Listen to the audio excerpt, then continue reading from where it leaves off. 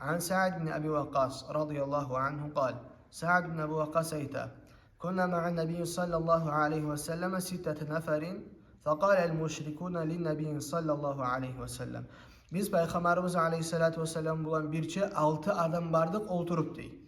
Müşrikler gelmedi gelip Peygamberimiz Aleyhisselatü Vesselam'a ayıttı dey.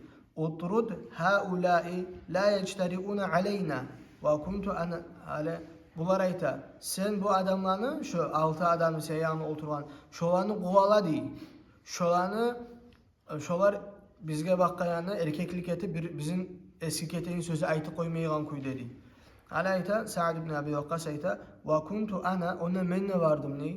İbn Mas'ud da vardı dey. Ve raculu min Huzayl bir Huzayl de aytan yerdeki adam da vardı. Bila ve ashaba da vardı. İki adam da vardı mı olan atlarını aytmagan manni.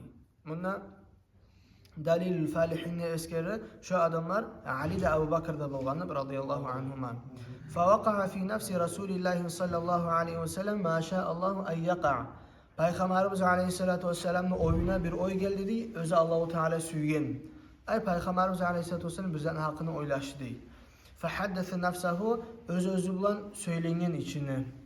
Feenzelallahu Teala Allahu Teala son Kur'an'ın ayeti bergen. Hali bunu skarayso Peygamberimiz Aleyhisselatü Vesselam oylaşkan bulanı yiberip koysam bulan yürekleri sinip isinip İslam dinini kabul ederimken dine gelerimken umut bir oy gelgen Peygamberimiz Aleyhisselatü Vesselam'a.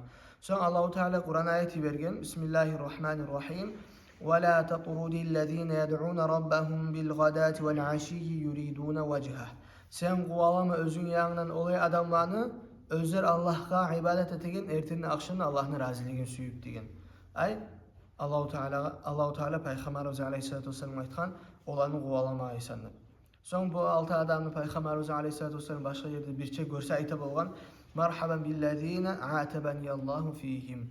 Hoş geldiyse olaylar özlerinin hakkından Allahu Teala ma uruşkanını aytып. Şöyle Peygamberimiz Aleyhissalatu vesselam bular eskere bolgan. Ravahu Müslim bu hadisini İmam Müslim keltirgen. Hali bunda biz anlamaya gerek biz Allahu Teala o salmasa da, pakırmasa da Müslümanlığa sıyılık bergen.